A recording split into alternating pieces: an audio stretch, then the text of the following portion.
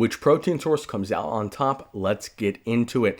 I'm going to be starting an interesting series where, based on 3 different criteria, I'll be ranking protein options and telling you which one is the best. Now, my 3 criteria: number 1, percentage of protein. What percentage of the calories in said food are coming from protein? That is going to be graded out of 10. The formula will be down in the description if you're curious. Next category is going to be protein per dollar, graded out of 10, and that is how many grams of protein can I get per dollar. It's going to be graded out of 10. The formula will be down in the description. My final category is going to be out of 5, and that's going to be miscellaneous stuff, such as, is it high in sodium? Is it high in saturated fat? Is it high in cholesterol? Is it high in trans fat, etc., etc.? Is it high in fiber? Is it accessible?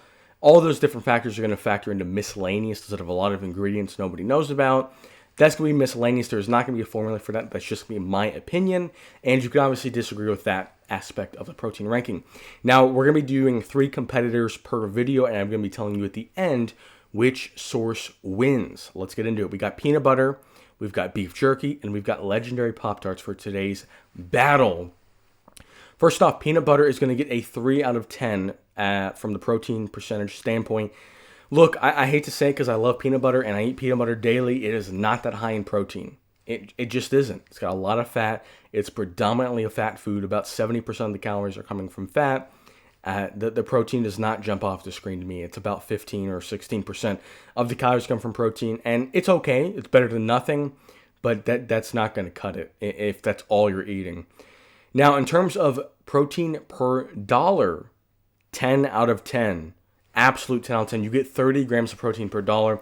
If you are trying to ball on a budget, or bulk on a budget to be more specific, peanut butter is gonna get you right. I'm telling you, if you're trying to ball on a budget, peanut butter is gonna be one of the top options. So 10 out of 10 there.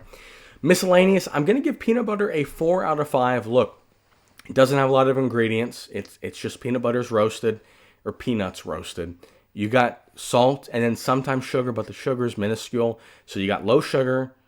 You don't have a lot of fiber, or I would have probably put it higher. You do have some saturated fats, but most of the fat in peanut butter comes from mono and polyunsaturated, which are generally considered to be healthy fats. So I'll give it a 4 out of 5. It doesn't have fiber. Doesn't have much fiber. Doesn't have... it does have saturated fats. So 4 out of 5 there. Overall score of 17 out of 25. And we're going to see if anything gets a higher score, at least today. Next thing on the list is going to be beef jerky. Protein percentage, I'm going to give it a 7 out of 10. Look, beef jerky is very high in protein content. About 55% of the calories, I think it's 54 to be exact, percentage of the calories come from protein. And that's a high percentage. That is a high percentage. You'll see the formula down in the description. But if you only ate beef jerky from just a pure grams of protein standpoint, you are going to cover your bases. Whether it's a meal, whether it's a snack, beef jerky's got a lot of protein in it. At least the original kind. The other kinds have some more sugar in them. The sweet ones have some more sugar, which lowers the protein percentage from a calorie standpoint. But just from a pure original standpoint, and I'm going to do the most basic version of all these different foods, just so you can kind of get the gist of it. But I'm giving it 7 out of 10 there. Now, in terms of cost per dollar, I got to give it a 4.5 out of 10. Look, you're getting 7 grams of protein per dollar. Peanut butter was 30. So we're getting about 4 times the amount of protein per dollar versus beef jerky. My source for the price for all these come from Walmart. So I just typed into Walmart, local prices, and that's how I'm getting the prices. So maybe your specific Walmart, Target, Food City, wherever you're shopping has different prices. This is going to be a rough estimate, obviously. I got to give it a 4.5 out of 10. Some options are more expensive, but this is on the pricier side for protein, only getting 7 grams. Look, if you're just eating beef jerky to get your protein in, and let's say you eat 150 grams, it's going to be a lot of money. It is going to be a lot of money, or more than you would spend on peanut butter. Miscellaneous, I'm giving it a 1 out of 5. Look, beef jerky is high in sodium, high in cholesterol, high in saturated fat. It's also high in sugar. And those things on their own aren't automatically bad. I'd like to point that out. A lot of people just say that high sodium is bad or high sugar is bad. Not necessarily, because, professional athletes love to eat sugar. They love to eat sodium. It's all in context. But for the average person, if we're looking in just the vacuum, should you eat beef jerky or should you eat something with less sugar and less sodium? You probably should eat something with less sugar and less sodium. But it obviously depends on a lot of context. I'm going to give it a 1 out of 5 for miscellaneous. And yeah, overall score, it is a 12.5 out of 25, which is lower than peanut butter. Let's get into the third option, Legendary Pop-Tarts. Can they dethrone peanut butter in this video? We're about to find out. Protein percentage is going to get a 6.5 out of 10. About 42% of the calories come from protein, which is a little bit lower than beef jerky.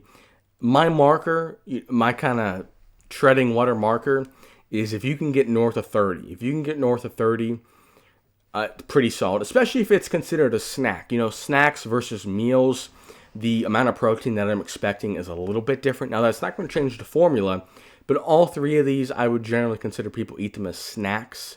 I don't see many people eating a bowl of peanut butter or just beef jerky or a Legendary Pop-Tart. They're generally eating these as snacks. For snacks, if we can get north of 30%, I like it. For whole foods and meals, if we can try to get 35, 40%, that's what I'm looking at.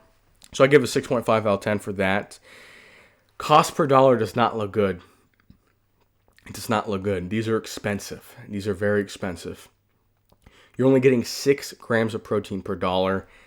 Look, as a snack, and same thing with beef jerky, as a snack, I guess that's fine. If that's your only source of protein, it's pricey. It really is pricey if you're trying to get in over 100 grams of protein and you're just eating Legendary Pop-Tarts. So I give it a 3.6 out of 10 for protein per dollar. Now for miscellaneous, I'm going to give it a 4 out of 5. And a lot of people are like, how are you going to give it a 4 out of 5? It's a processed food. And I understand that. But number one, it's got a lot of fiber in it. It doesn't have saturated fat. It's relatively low in sodium and cholesterol. And I get it. The one reason it's not 5 out of 5, because it has all the markers of a miscellaneous 5 out of 5, is it has food dyes, which in some studies are problematic. In some studies it's irrelevant. But look, if some studies say something's bad and other studies say it's not bad, if I can err on the side of caution, I probably will. And it also has some sugar alcohols in it, which most studies have said are fine for you. But once again, I'd rather err on the side of caution. It's like, just don't put food dyes in your food. Overall score of 15.1 out of 25. In today's video, based on my criteria, we have peanut butter number 1.